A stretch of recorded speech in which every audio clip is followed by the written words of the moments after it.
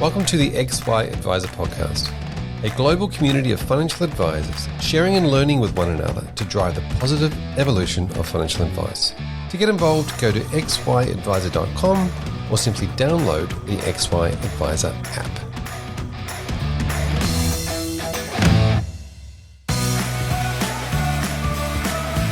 First Sentier Investors are a global asset management group managing $247.3 billion of assets as of the 30th September 2021. They have 17 independent teams operating across equities, fixed income, listed and direct infrastructure, and multi-asset, led by principles of responsible investment and stewardship. They are home to FSSA Investment Managers, an Asian and global emerging markets equities investor. Stewart Investors, a pioneer in emerging market equities and sustainable investing, and Real Index Investments, a systematic equities manager.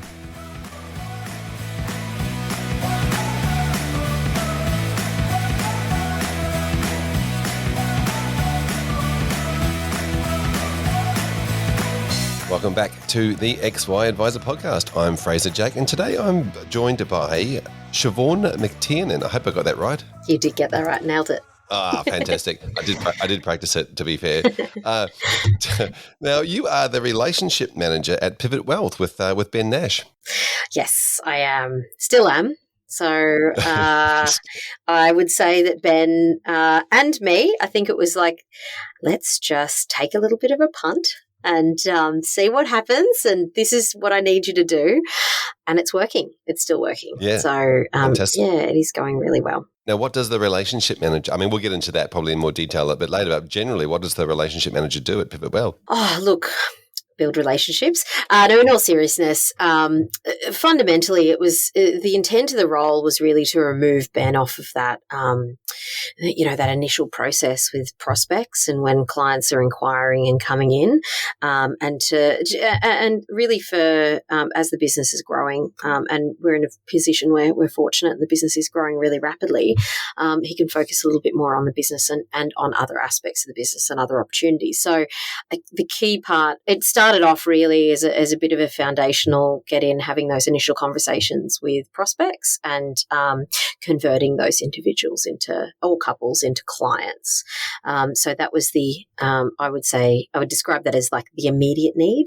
And then it slowly started to build out with me creating more opportunities that might be available within the business to build better relationships with our clients. And, I think as many of the listeners here would know, advice is a funny thing. You get in, you'll do a whole bunch of work, you'll have, your various check-ins, but the other side of the coin is the client who wants the feels, and they've paid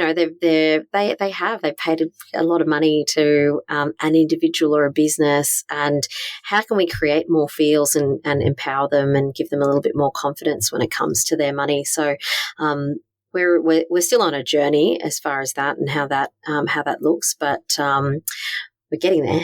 Yeah, this is a really interesting story because a lot of the we'll get into a bit more of this, but a lot of the concept around an advisor is they are spending a lot of time, in that high technical zone. Then they're spending, advice delivery zone, and then they've got to spend some time in as you mentioned it, creating feels. So they're sort of mixing between those different things. So if you can do that, like what Ben's doing with you, then maybe advice is more scalable. So let's get into that. But tell us about, let's go back in time. Tell us about your journey. What were you doing before you were, because this is a fairly new thing to you, but what were you doing before you decided to get into financial advice? What was your journey? My background is I started off really in marketing, and I kind of quickly ended up in roles that, yes, they were marketing roles, but a key part of them was they would probably be technically described as acquisition marketing, otherwise known as sales. So I was more like the softer sell, getting in there, creating awareness, driving people to that point of conversion, and then either someone else kind of injecting themselves into that process or hoping that they would convert as a result of all the work that me, my team, the wider team had been doing. So I had a broad background in education. So I worked at Casio Education, which is a really sexy product calculators. So I worked a lot with maths teachers all over Australia. Then I went on to the Australian Catholic University, worked for a university in student recruitment, which would fundamentally be the sales arm of their marketing team. And then after that, I just decided that I wanted to get a little bit more different experience. And I wanted an opportunity to take on more of a business management type role and running businesses or working really closely with founders. So I actually caught myself into a series of working with founder businesses. I took on a role as a producer with a couple of friends that started a creative agency called Cello. They're incredibly successful today. I then went on to work for a digital agency and managed the Australian arm of a business, again, working directly with the founder. They're called Lighthouse 8, so leading their Australian business, looking after leading clients locally here in Australia. We had offices in Singapore and Norway and London as well. And so whilst it seems like really curious for me to end up in a financial services firm, I think for me it was really natural to work for a founder and working with Ben. And I really I think that I found that that's probably my sweet spot, is working with a founder. Like working alongside the person who's probably crazy enough to take all the risk and throw a heap of mud at the wall and see what sticks. And I kind of come in and go, I like this. I like what you've done here, and I think that I can help excel. And I found that that's probably my sweet spot for now anyway. Yeah, well, who would have thought that all that history then led towards this position now, which in a way it does involve education in a lot of sense, because I think that there's a lot of time we spend educating our clients, working with business clients and founders and businesses, and you found your particular brand of crazy. Exactly right. It's more like a second tier of crazy. Not crazy enough, but still a little bit crazy. Yeah, exactly. Well, I think it's fantastic to have you along and to talk about how you then bring what you have had in your background into an advice business. Obviously, not coming in as an advisor or a practice, or through those traditional avenues that a lot of people come in as a paraplanner or client services or all these types of things. You've just sort of come in from the sideline going, well, this is pretty cool. I can live in this business and do this stuff. Tell us about what it was like coming into a business and not having that traditional background that everybody else walks in with. I don't know if we spoke about this earlier, but I've actually been a client of Ben's for around 3.5 years. So I came into it as a client and understanding the client experience, understanding the impact of advice, the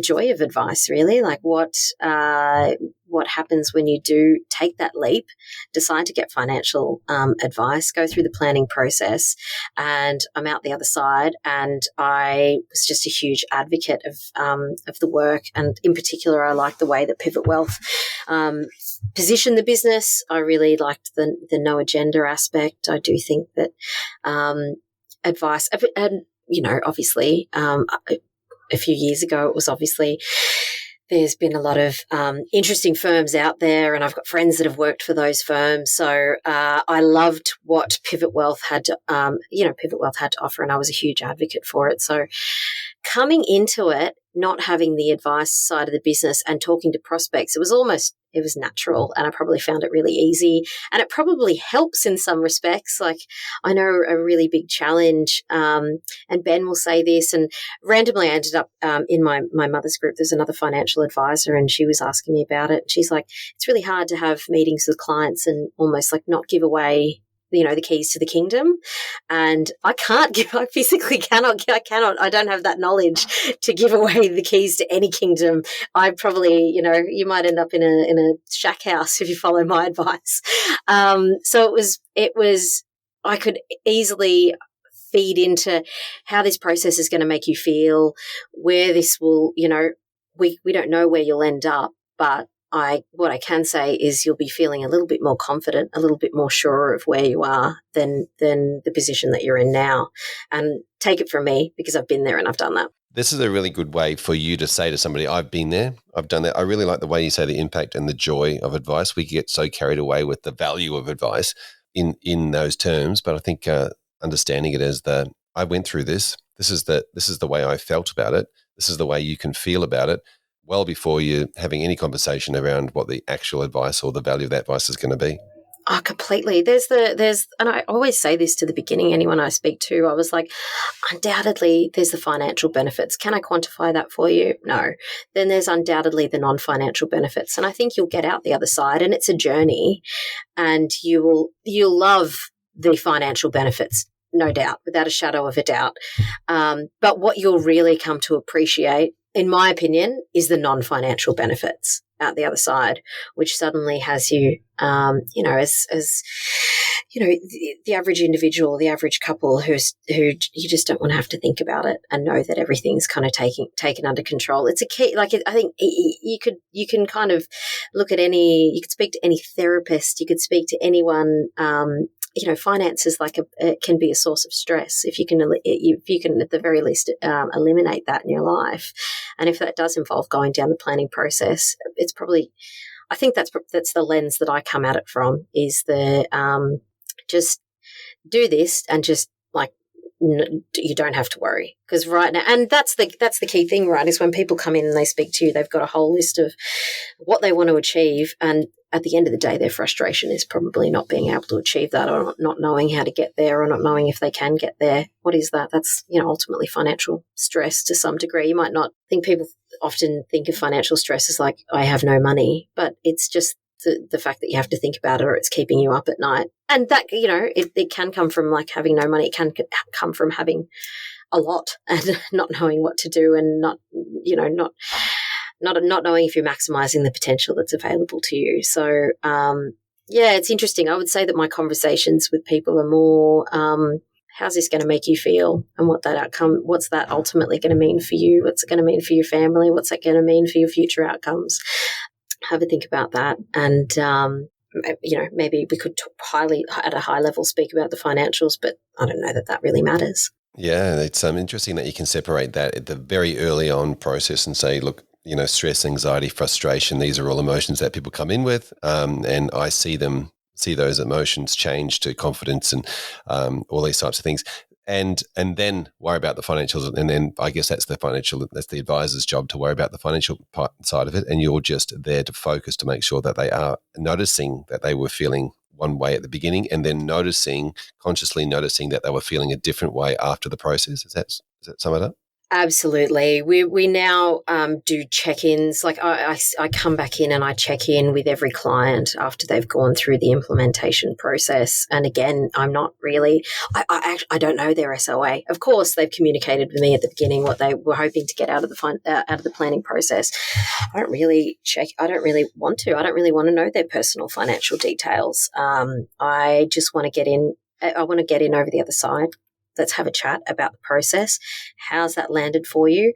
How's that making you feel? And then how can we maximize this relationship? At the end of the day, you've committed to working with us. So I want to make sure that you know that you can lean on us if you think things are going to change, or if you think things are going to change.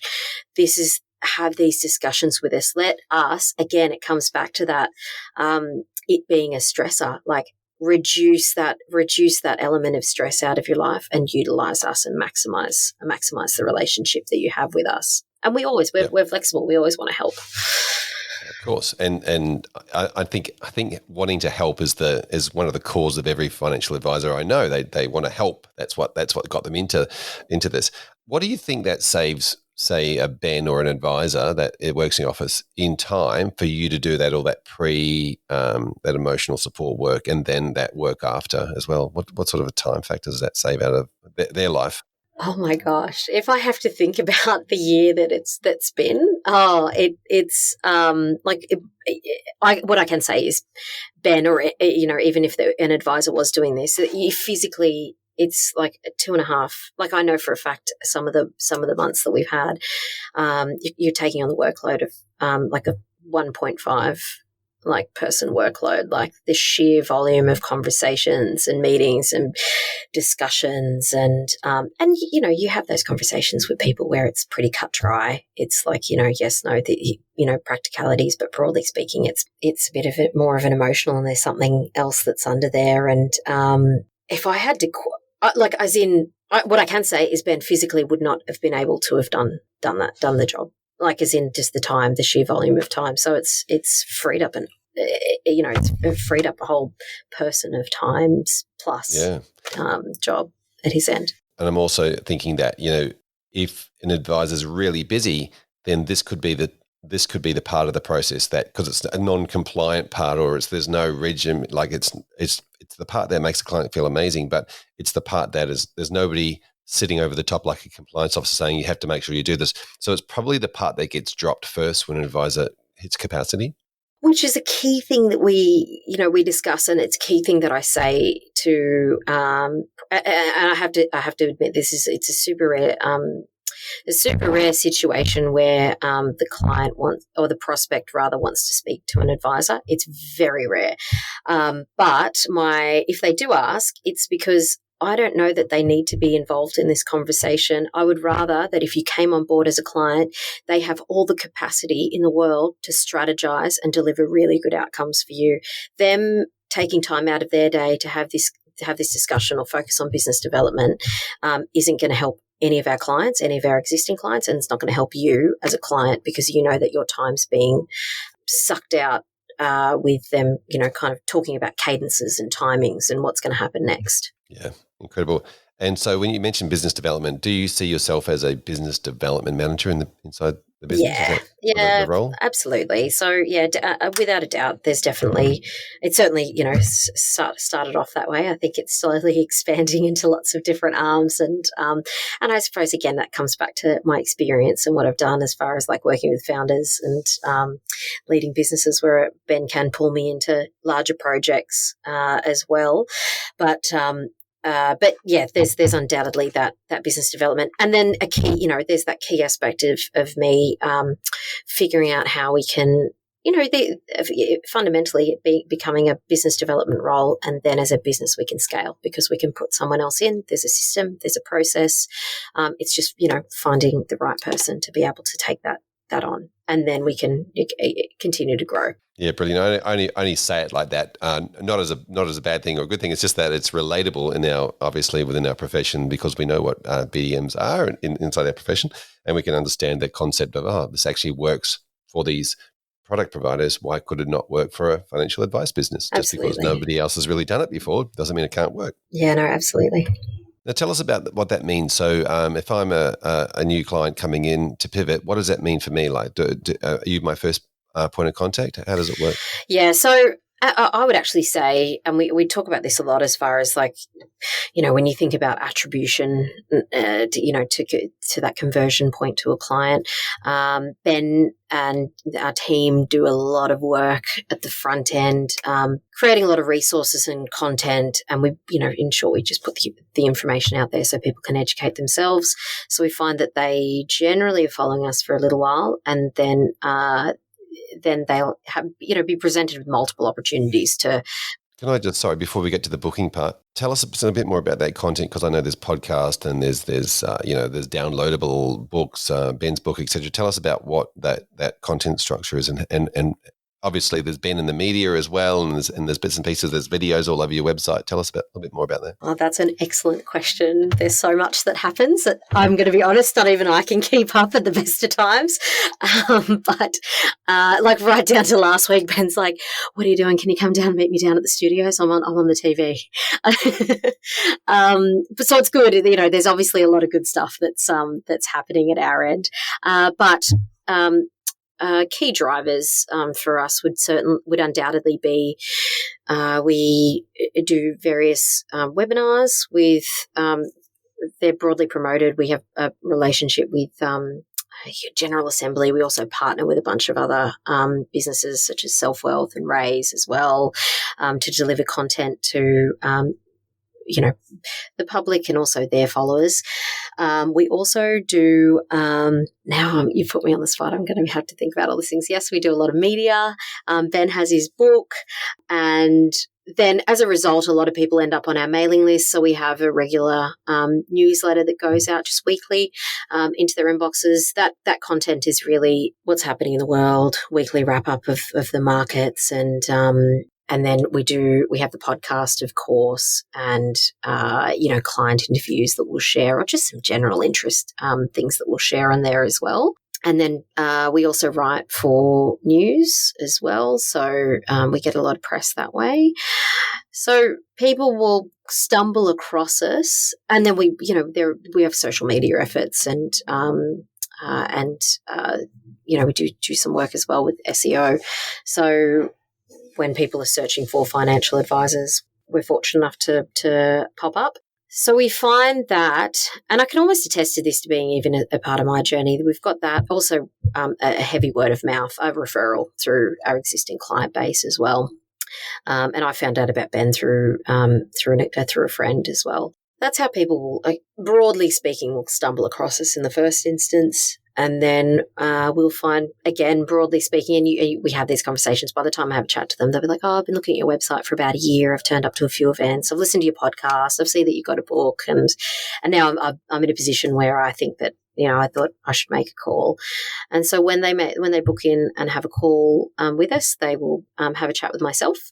And then on that call, I just want to hear a little bit more about them and understand primarily as well, understand if there's a fit there. We're really, open and honest. If we're not going to force anyone down the path of financial advice, if there's not a fit there. So I want to understand a little bit more about what are they trying to, what's happening. Often there's a catalyst for the conversation. What is a really good outcome? What is success? What are you trying to achieve? And because as every good advisor would know, they would love the client to have goals, clear goals, ideally specific goals. But I know that not many clients have very specific goals. Very, very few do anyway. When they walk in. Yeah. Exactly right. Yep. And then I'll just understand if there's any challenges at their end that they're struggling to overcome.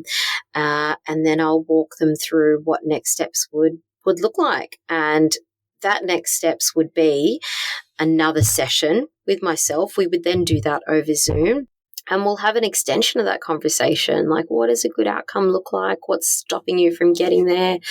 We walk through our philosophies and principles. So these are the things that we hold up to all of our clients and say, this is how we work. This is how any good advisor would work. So this shouldn't be, this isn't, whilst this information is the way in which it's presented is exclusive to Pivot Wealth, the overall message isn't, or the philosophies and principles shouldn't be exclusive to Pivot Wealth. And then I'll just walk them through the practicalities of the advice process, timings, cadences, what happens next. That call, that usually takes, to be honest, it usually takes about an hour. If it's concise, it'll be 45 minutes. And we do charge for that session. We will charge normally around $195 for that session, but that is a full donation that goes to a charity we support called B1G1.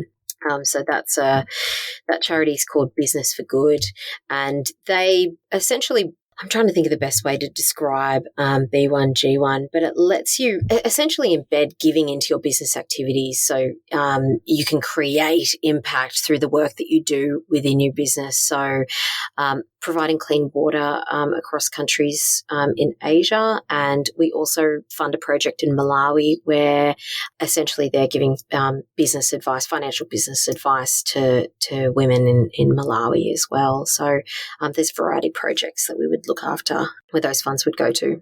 And the concept there is that businesses look at donating 1% of their income as a charitable gift to the charity. Exactly right. So that's an internal goal that we have.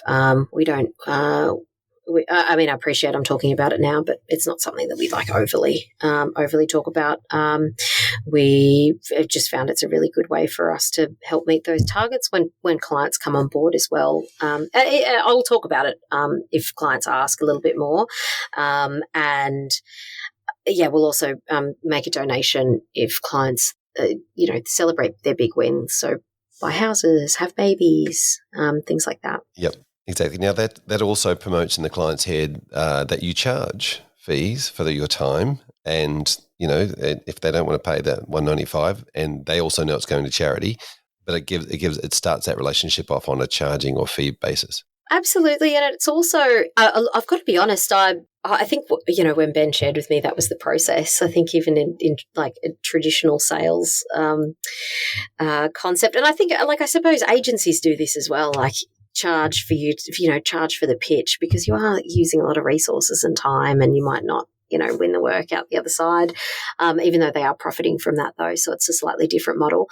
But yeah, we found that the type of clients where it creates a positive sentiment at their end are the type of clients we want to work with. At the end of the day, it's a personal business. I think sometimes clients will come in and like they're the boss of you now, and I'm like, no, that's not how we work. This is a partnership, and we want to create a little bit of an even playing field. So we do find that this sentiment, and I can honestly say I think I've had 2 people, and I've spoken to hundreds of people this year that have had a bit of a negative sentiment about that. I'm like, that's fine. I'm not sure that we're the fit for you. So best of luck. Perfect. And was this the process when you came through as a client?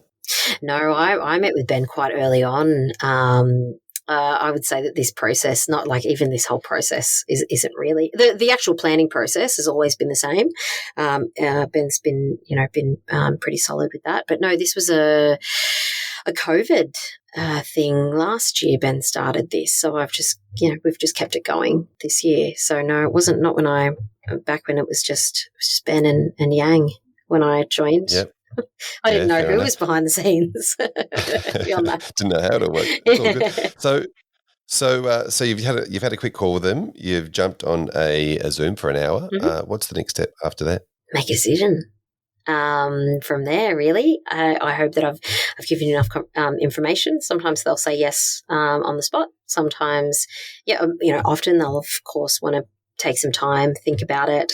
I always offer another call afterwards, and sometimes Ben and I will jump on a call with them afterwards. But I'm really upfront and frank in the fact that no one, like if you're trying to understand what the outcome is going to be, it would be absolutely reckless for us to kind of broadly tell you what we think you'll get out of this. The financial outcome. Yeah, exactly. Sorry, yes. To be clear, the financial outcome. If they're like, if I spend X, am I going to get Y? It would be grossly irresponsible for me to give you an idea as to what that's going to be, because I don't know. And again, I can tie it all back into the conversation that I've just had. You don't know what a good outcome looks like for you. We've just had this discussion. You've explicitly said to me that there's a variety of different, things that you're looking to do, and you're not sure which one's the best way. So it would be reckless for me to go, I think, maybe that way would be the best way, and it's going to mean X. Yep. And they get that, which is good. Yeah, forecasting's an interesting thing, isn't it? When it comes to we nobody knows what the future holds. I remember went to a conference once, and the guy stood up and said, "You don't know what a good financial plan is. The client doesn't know what a good financial plan is. The market determines what was a good financial plan after the fact. But so when it comes to the numbers, nobody actually knows what it's going to be." Yeah, exactly right.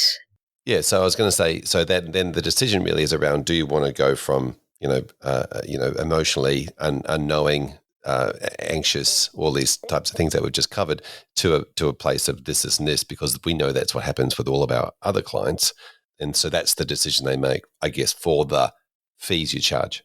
Exactly right. That's almost the conversation that would happen, where it's like, you've said that you wanted to feel this way, be confident about this, know that you're in this position. The ball's in your court. We can give you clarity on that. And if all of that's, feasible and what that outcome would look like, the ball's in your court. Yeah. I noticed one of the things on your website is something like the average Australian saves 4.7% of their income. Our clients save 35.2%. So those are the types of things that you're able to say. I guess that's more of a marketing. That, like, some of the specifics, no, we can absolutely say that. And I actually had that conversation with again, a client who's just finished her plan, or her and her husband have finished their plan and implemented. And she was like, oh my gosh, we've saved so much money since we last spoke. We've accelerated our plans. We've gone and done this. And I'm like, oh, it's not that our work here is done, but, like, the foundational work, tick, like, that's at the very least, like, that's, which is amazing. Like, those are the stories that we obviously love to hear. But we're really big on the foundational aspect as well of which I think is, I'm not sure. Do you know what? I actually have no idea. I'm not sure if this is overlooked by other advice firms, but we're huge on your banking and saving structure, not having to think about it, creating a lifestyle baseline, because we are fortunate enough to work with, broadly speaking, a younger client base. We're like, yeah, cool. Let's maintain, like, yep, you want to keep your holidays in there, no problem. You want to keep your dinners out, that's all good. We're not here to talk about major sacrificing.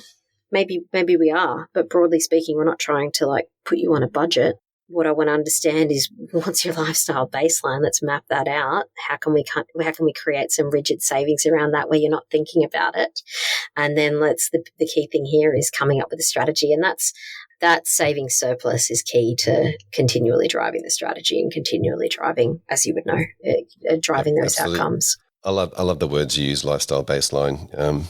I like things like spending plans rather than savings, like the whole idea of understanding what, focus on the spending part, just spend that amount. Totally. Rather than budgeting. I think that's what some people think. They're going to get in and they're going to be like, oh, you can't go to America this year. Like, no, go to the US, have your holiday. Yep.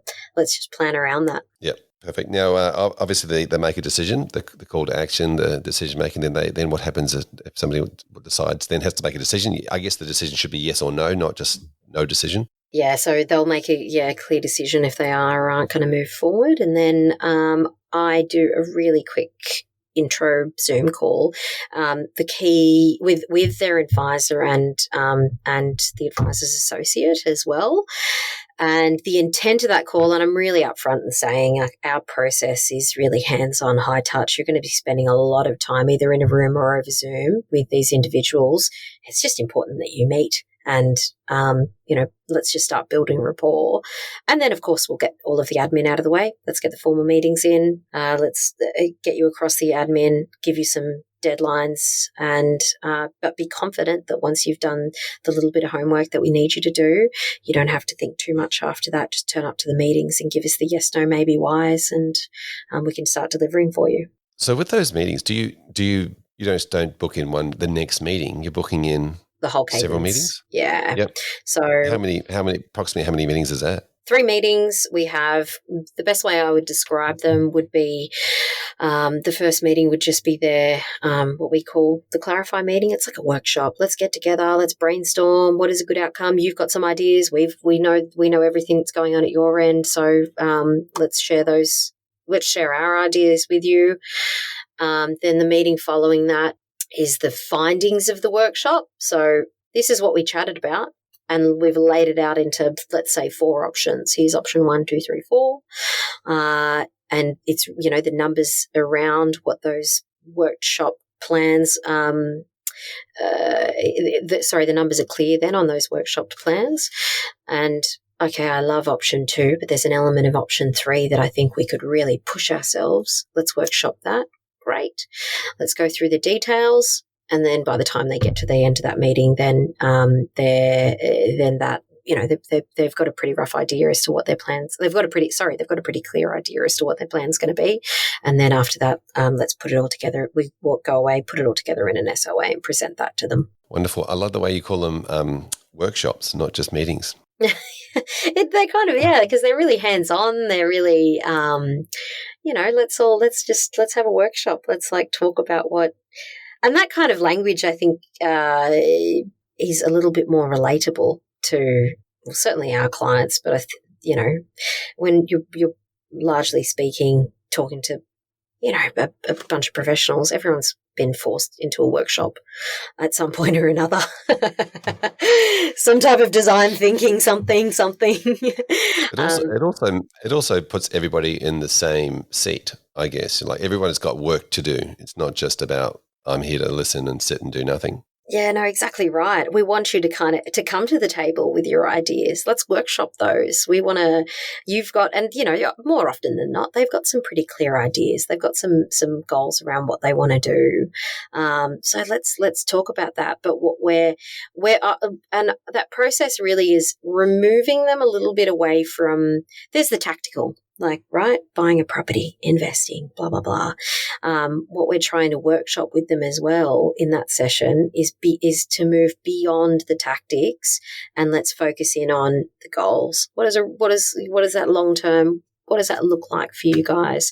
Let's understand what maintaining that lifestyle baseline looks like for you, or both of you, or all of you. But the key thing that we're trying to drive out of that is the bigger picture.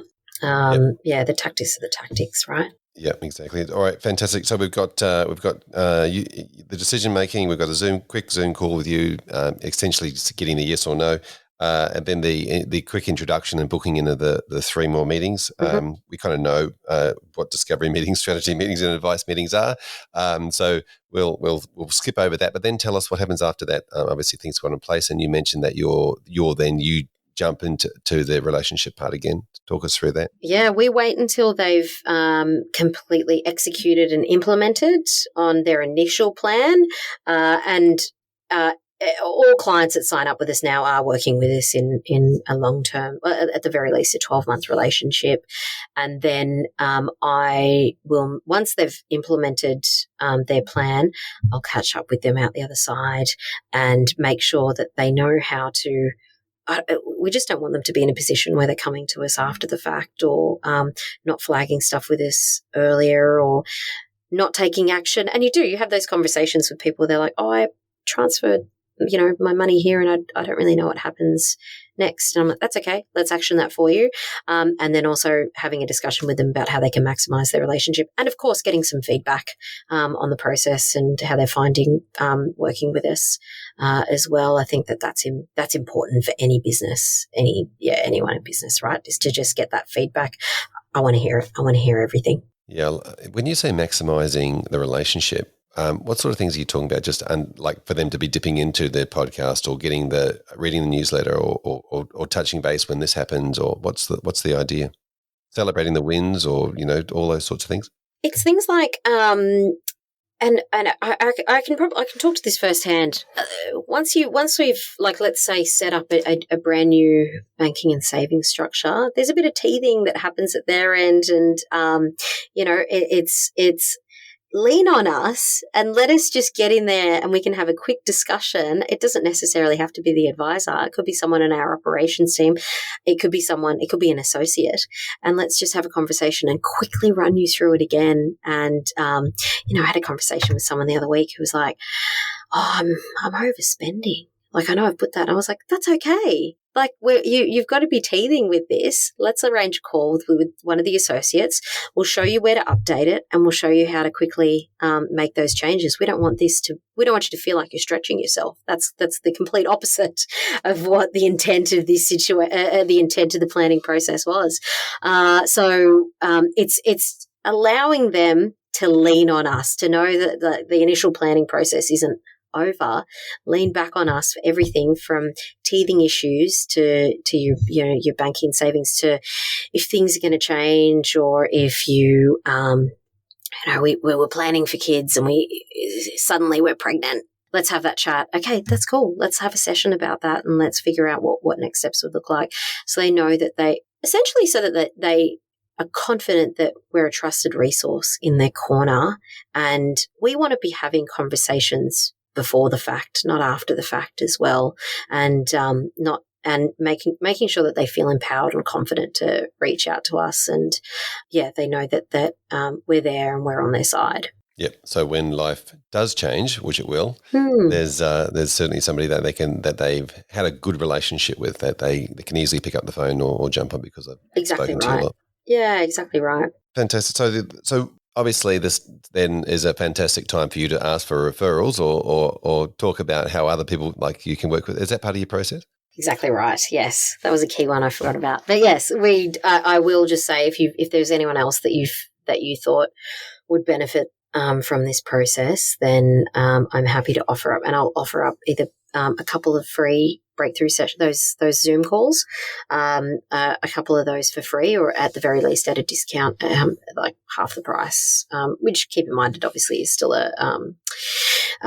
donation to charity. So I'll offer that at a discounted rate if they know anyone that would take advantage of that would see the benefits of working with Pivot Wealth. Yeah, and not everybody wants to just introduce their friends in, but obviously after they've been through a good experience, that's a pretty good time to have that conversation. What would you say the amount of people that then think about, oh, what about such and such we could introduce, like are they then, just as you were a super referrer when you were a client, do you find that a lot of people dive onto that opportunity? I think you've got those people who just naturally are. I don't know if you've ever read I actually can't remember exactly which book it is, but it's a Malcolm Gladwell book, and there are like people that they,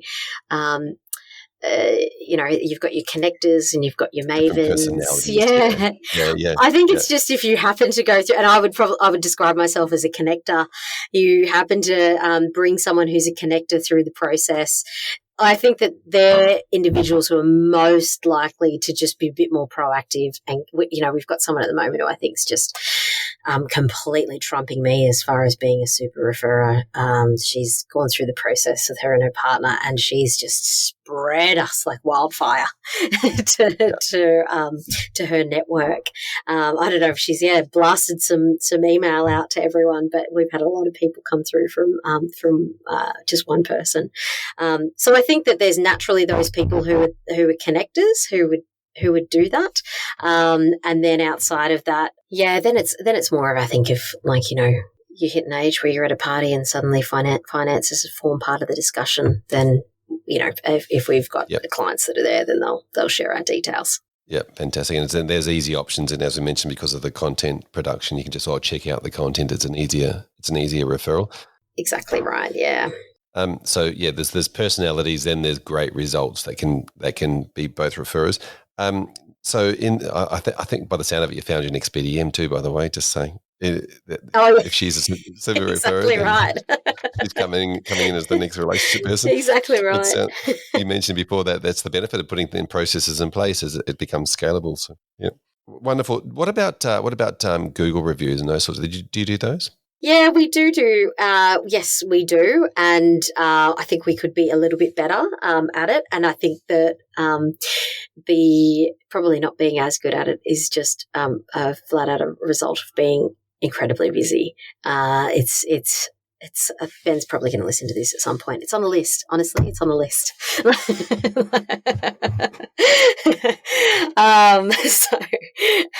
Just so Ben listens to all these episodes, I'm pretty sure. I'm panicking. That sounds right. So what are the plans you mentioned before, putting things on the list? What are the sort of things that you plan on working on? Obviously, everything's a work in progress, and what are the things that are on the short and long-term list? Well, we've had, I'm not sure if you've stumbled across it, we were in the AFR, but we've won the contract to take care of advice for the NRL players and a relationship that we struck with the RLPA. So we went through it was a tender process. I think there was around 20. Oh, there was a lot. There was like maybe at least 18 firms that went through. So we were successful in winning that contract. So a large part of that is, my role is, all of our other channels for business development. So certainly building better relationships with the NRL clubs and working closely with them. And again, it's in the same way in which we deliver our content. Like the RLPA is taking care of it. It's just making sure that the players are aware that we're a resource. They're fortunate enough to have, to be well resourced through their various clubs and through the RLPA. Know that we're a resource to tap into. So there'll be a bit of work in the new year as far as building those relationships to drive more players to just have discussions with us and make sure that they're on the front foot. They, a lot of those players are in really fortunate situations. Not all of them are, so it's maximising what's available to them as well. So that's a lot of work that we'll have coming up in the new year as well. Yeah, is that just one-on-one, or are you going to be doing like webinars and seminars and those both? Sort of things? Going and talking to teams at a time? Exactly right. So a bit of both, talking to the teams, and it's obviously been it hasn't been that tricky. It's, those types of things when it comes to any relationship, I think sometimes people do lean on the it'd be nice to just meet face-to-face. COVID's obviously been a bit of a killer when it comes to that. But so they've been still really responsive with doing a lot of stuff online with us. But it'll be good. It will be good. I think I personally think it will be good once we can start meeting people face-to-face and certainly building rapport. But no, it's certainly about, one, broad content that they're interested in, and then one-on-ones as well. Yep. Well, fantastic. Thank you so much, Siobhan, for coming on and telling us about your BDM-style process, which is very different in a lot of for how a lot of financial advisors do it. But obviously, it's working very well for you. You're busier than ever and got a lot on. If somebody wanted to continue this conversation with you, what would be the best way for them to maybe try and reach out and make contact? Absolutely. They can reach out to me via LinkedIn, and also just jump onto our website and just send through an inquiry at the bottom of the page there, and I will get that. Yes, jump on the website, send an inquiry, end up in the sales funnel, understand, check out the newsletter. But Siobhan is spelt the traditional Irish way.